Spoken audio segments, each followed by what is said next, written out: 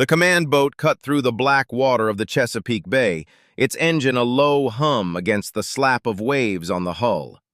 Inside, the air was thick with the smell of fuel, salt, and the kind of tension that only existed when the country's most elite maritime warriors were preparing for a trial by fire. This was a Hell Week selection event for the Naval Special Warfare Development Group, commonly known as DevGRU, the successor to the legendary SEAL Team 6. These weren't just SEALs, they were the best of the best, vying for a spot in the most classified and demanding counterterrorism unit on the planet. Among the men, all carved from granite and swagger, was a woman. Her name was Maya. She wasn't large, but she was built of lean, efficient muscle, her dark hair pulled back tight, her face a mask of calm focus. She didn't speak the language of bravado that flowed as freely as the coffee in the mess hall. She let her actions do the talking, a fact that had gotten her this far, but which also made her a target. The primary evolution for the night was a close-quarters battle, CQB, drill on a mock-up of a hijacked oil rig. The target was a series of 12 pop-up silhouette targets, simulating hostiles scattered throughout the complex structure. The goal? Clear the rig, neutralize all threats, and do it fast. Accuracy was mandatory, but speed was the difference between going home and getting a bid. As the boat pulled alongside the rig's metal legs, the team leader, a bull of a man named Kowalski, shouldered his way to the front. He was a legend in his own mind, a veteran of multiple tours with a chest full of medals and an ego to match. He took one look at Maya, her M4 assault rifle held securely across her chest, and scoffed. The briefing had been clear. Shooters would ascend and engage in teams of 2. Kowalski was paired with a young operator named Jensen. Maya was paired with a quiet Texan named Cole. As they prepared to mount the ladder, Kowalski saw Maya preparing to ascend. He physically stepped in front of her, blocking her path. The other men on the boat went silent, the only sound the creaking of the rig and the distant cry of a seabird. "What do you think you're doing?" Kowalski's voice was a low growl laced with contempt. "This is a man's game. The real shooting starts now. You've had your fun in the pool and on the runs, but this is where we separate the sheep from the wolves." Maya met his gaze, her expression unchanged. She didn't flinch. "I'm following the order of ascend, Kowalski. We're up." He leaned in closer, his face inches from hers. The smell of chewing tobacco and stale sweat was overpowering.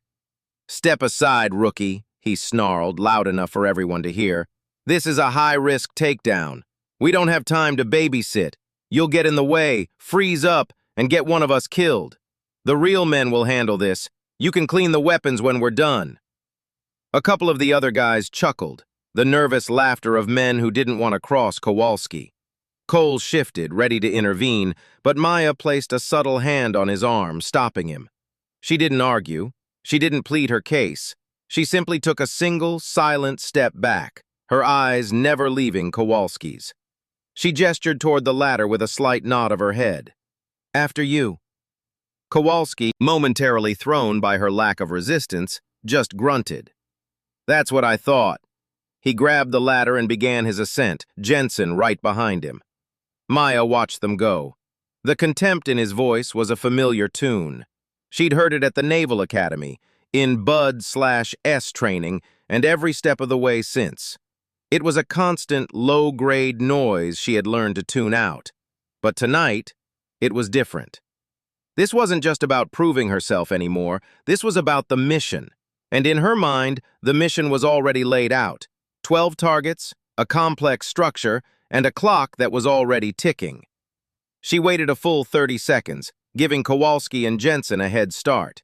Then she turned to Cole. "Let's go, quietly." They ascended the ladder, their movements fluid and silent. Where Kowalski had gone up with the grace of a charging rhino, Maya and Cole were ghosts. They reached the main deck and immediately pressed themselves against a steel bulkhead. From inside the rig's central module, they could hear the thunder of Kowalski's assault. Shouts of "Contact!" and the deafening rattle of automatic gunfire echoed through the metal corridors. He was making a lot of noise, but he was also clearing a path. Maya didn't follow his path. She had studied the blueprints of this mock-up for weeks. She knew every catwalk, every ladder well, every potential blind spot.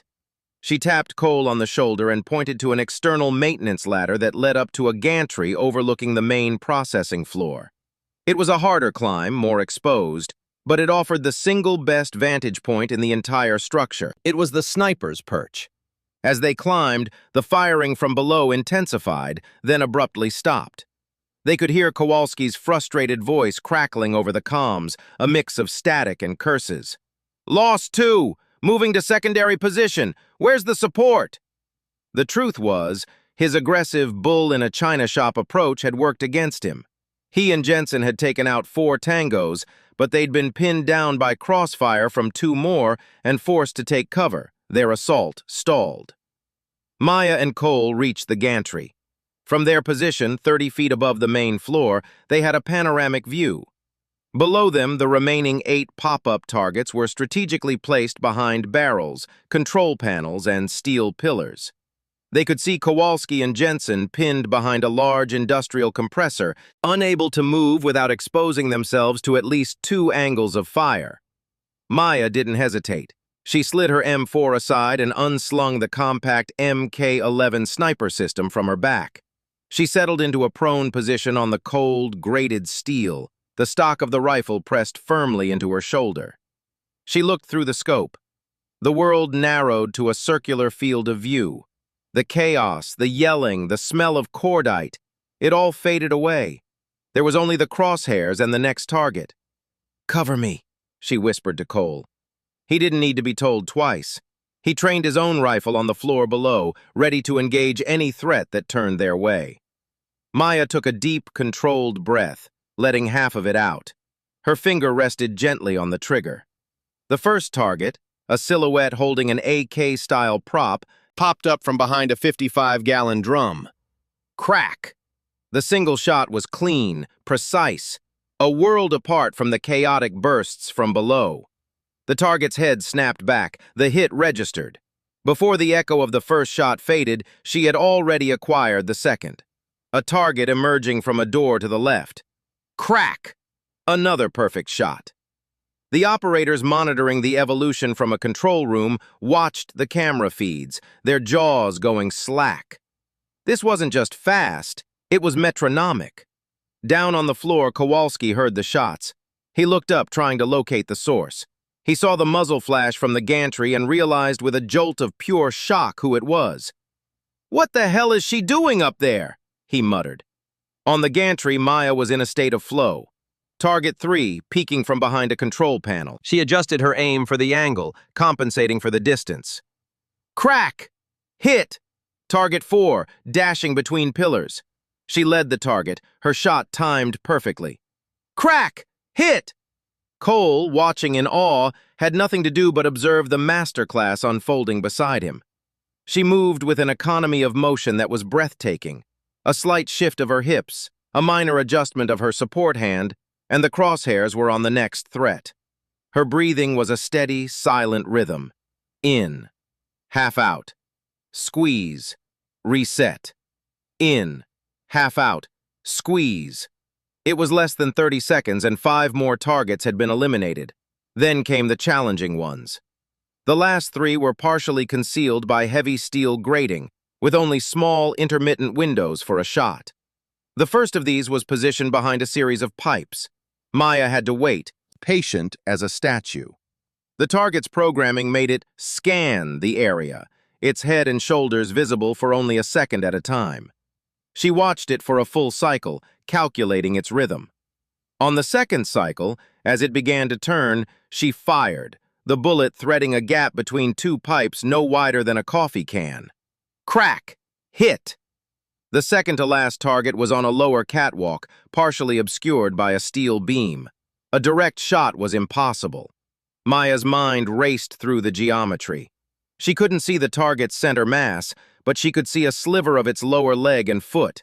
It wasn't a kill shot in a real-world scenario, but for the purposes of the drill, a hit anywhere on the silhouette counted.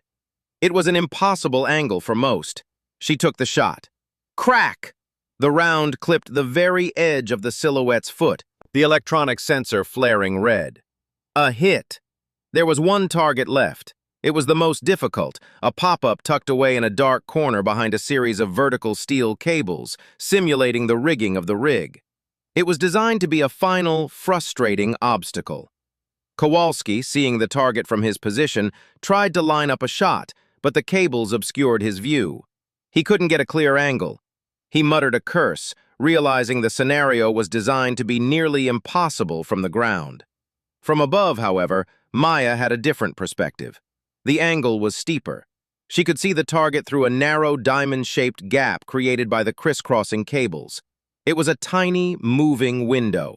The target popped up. She saw it through the gap. She adjusted her aim, not for the target, but for the gap. She had to fire at the precise millisecond the target was fully framed in that diamond. It was a shot of incredible difficulty, requiring a perfect synthesis of geometry, timing, and trust in her weapon. She waited. The target popped up, held for 2 seconds, and dropped. It was too quick. She waited for the next cycle. It popped up again. This time, she was ready. The instant the silhouette filled the diamond-shaped gap in her scope, her finger tightened. Crack! The round flew true, passing through the impossibly small opening and striking the target dead center. The silence that followed was heavier than the gunfire that had preceded it. On the main floor, the last of the target smoke cleared. 12 red lights blinked steadily on 12 targets, confirming 12 perfect hits. Cole let out a long, slow breath he didn't realize he'd been holding. He looked at his watch. 1 minute and 58 seconds. The command boat's speaker crackled to life. "Cease fire! All targets neutralized! Evolution complete! All personnel return to the boat!" Back on the water, the atmosphere in the boat was completely different. The earlier tension was gone, replaced by a heavy, awed silence. The men who had chuckled earlier wouldn't meet Maya's eyes. Kowalski sat on a bench, staring at the deck plating, his face a thundercloud of humiliation and grudging respect. He had yelled at her to step aside. He had called her a rookie, and she had just finished an evolution he had failed, doing it from a position he hadn't even considered, in a time that would likely become a camp record. Jensen, the young operator who had been pinned down with Kowalski, finally broke the silence. He looked at Maya, his expression one of pure, undisguised wonder. "How?" he asked, his voice hoarse. "How did you even see those last two?" Maya was methodically breaking down her rifle, cleaning the components with the same quiet focus she'd had all night. She didn't look up. She just gave a small, almost imperceptible shrug. "The target doesn't care who pulls the trigger, it just cares that the bullet hits." The boat motored on through the darkness, heading back to the base. The selection board, watching the feeds from a warm, dry office, was already in intense discussion. They had seen something extraordinary. They had seen a SEAL who didn't just rely on strength and aggression, but on intelligence, patience, and a preternatural calm under pressure. They had seen the future. Kowalski, for his part, said nothing for the rest of the ride. He didn't apologize. That wasn't in his nature. But when the boat docked and they all filed out, he paused for a fraction of a second, letting Maya pass by him first. It was a small gesture, barely perceptible. But in the world of special operations, where respect was the only currency that mattered, it spoke volumes. Weeks later, the list was posted. Maya's name was on it. She had been selected for DevGru. She was one of the first women to ever be offered a position as an operator in the most elite special mission unit in the world. The news sent shockwaves through the special operations community, sparking debate and discussion. But within her new squadron, the debate was already settled. They hadn't selected a woman. They had selected a sniper, an operator, a teammate. Her first few months in the squadron were a continuation of her proving ground. She didn't rest on the laurels of that one night. She worked harder than anyone, studying intel reports, spending extra hours in the kill house, and logging countless hours on the range, refining her craft. She learned to read the wind, to calculate the Coriolis effect over long distances, to make the impossible shot seem routine. The men she served with, initially wary, slowly became her staunchest defenders. They saw that she never complained, never asked for special treatment, and was always the first to volunteer for the worst jobs. She was quiet, competent, and utterly lethal. Then, the call came. It wasn't a drill. It was the real thing. A CIA black site in a remote mountainous region of eastern Afghanistan had been compromised. A team of operators was pinned down by a large, well-coordinated force of Haqqani insurgents. The initial quick reaction force had been beaten back by heavy machine gun fire and rocket-propelled grenades. The team was trapped in a crumbling mud brick compound, running low on ammunition with casualties mounting. The extraction was hours away, and the only thing between them and annihilation was a single SEAL sniper team that could be inserted by a stealth helicopter to a ridgeline overlooking the valley. The team was Maya and her spotter, Cole. They were the closest, and they were the best. The MH-60 Blackhawk flew nap of the earth, skimming the jagged peaks, its rotors thumping a desperate rhythm in the thin, cold air. Inside, Maya and Cole sat in the dark, running through their contingency plans for the 100th time. The flight was a blur of terror and focus. They could hear the frantic radio chatter from the besieged team below. "They're on the east wall! We've got multiple wounded! We need that support now!" The helicopter flared hard, touching down on a small, wind-swept plateau for no more than 10 seconds. Maya and Cole rolled out, their gear slamming against the rocky ground, and the helicopter was gone, disappearing into the night sky, leaving them utterly alone, miles behind enemy lines. They moved quickly, setting up their position on the crest of the ridge. Below them, in the pale light of a gibbous moon, the valley unfolded like a terrible diorama. The small compound was a hive of muzzle flashes, with lines of tracer fire stitching the darkness. They could count at least 30 insurgents, maneuvering with practiced skill, trying to find a breach in the compound's walls. The team inside was fighting for their lives. Cole set up the spotting scope and the laser rangefinder.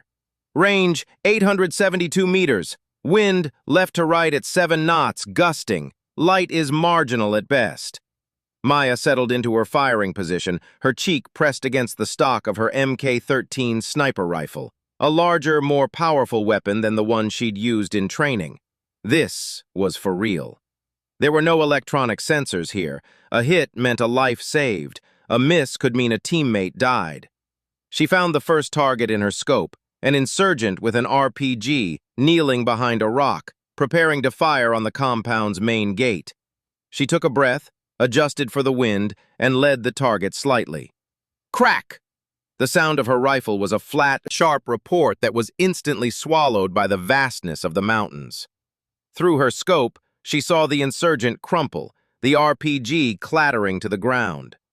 "Good effect," Cole whispered. "Splash one." She didn't pause. She moved to the next target, an insurgent firing a PKM machine gun from a shallow depression. The gun was suppressing the compound's defenders, pinning them down. This shot was trickier. The target was partially obscured, and the gusting wind made the bullet's path unpredictable. She waited for a lull, corrected for the wind, and fired. Crack! The machine gun fell silent. For the next 2 hours, Maya and Cole became the unseen guardians of the valley. They worked in perfect, silent harmony. Cole would call out targets, ranges, and wind adjustments. Maya would breathe, focus, and fire. It was a grim, relentless rhythm. An insurgent trying to climb the compound wall. A pair dragging a wounded comrade to safety. A leader with a radio trying to coordinate the attack. One by one, with cold, mechanical precision, she erased them from the battlefield. The insurgents, initially confident in their numerical superiority, became confused and then terrified. They couldn't see where the fire was coming from. Their comrades were simply dropping around them, felled by an invisible, silent angel of death. Their attack began to falter. The pressure on the compound eased. Inside the compound, the pinned-down team leader heard the change. The devastating, accurate fire from above was systematically dismantling the enemy force. He got on the radio. "Who is that on the ridge? Whoever you are a beautiful sight. Keep it up!" A little over 2 hours after they had landed, the first sounds of the extraction force's helicopters echoed in the distance. The remaining insurgents, their attack broken and their morale shattered, began to melt back into the mountains. The valley fell silent, save for the wind and the thumping of the approaching rotors. Cole did a final scan of the valley floor. He turned to Maya, his face pale in the moonlight. "I counted 23 confirmed," he said, his voice filled with a profound and terrible awe. Maya slowly began to break down her rifle, her movements as methodical as ever. She looked out over the valley, at the compound where a team of her brothers in arms was still alive because of her. There was no triumph in her eyes, no gloating. There was only the deep, quiet exhaustion of a professional who had done her job. The helicopters landed, and the assault teams swept the valley, securing the compound and collecting the wounded. When the team leader, a grizzled senior chief, was finally loaded onto a medevac, he asked who the sniper was. One of the pilots pointed to the ridgeline where two small figures were making their way down to the landing zone. Later, back at the forward operating base, there was no formal ceremony, no medals pinned on in front of cameras.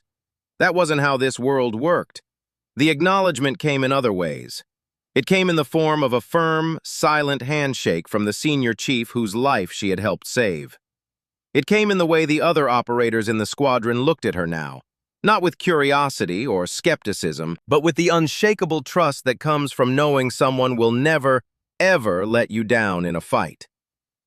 The story of the female SEAL sniper spread through the special operations community, not as a story about a woman, but as a story about a legend. The night on the mock oil rig became a foundational myth, a story told to new recruits to illustrate that true skill knows no gender. The moment Kowalski had yelled at her to step aside became a powerful lesson in humility, a reminder that arrogance is a far greater weakness than any physical limitation. Years later, Maya would go on to train a new generation of snipers, both men and women. She would teach them that the most important weapon they carried wasn't the rifle on their back, but the mind between their ears. She taught them about patience, about reading the terrain, about understanding the wind. And she taught them that the only thing that mattered on the battlefield was the ability to make the shot when it counted. The rest was just noise. And somewhere, on a quiet night, when the memories of those 2 hours in the valley threatened to surface, she would remember the quiet focus, the feel of the trigger, and the absolute certainty that for those few moments, she had been exactly where she was supposed to be, doing exactly what she was born to do. The rookie had not only stepped up, she had shown them all the way.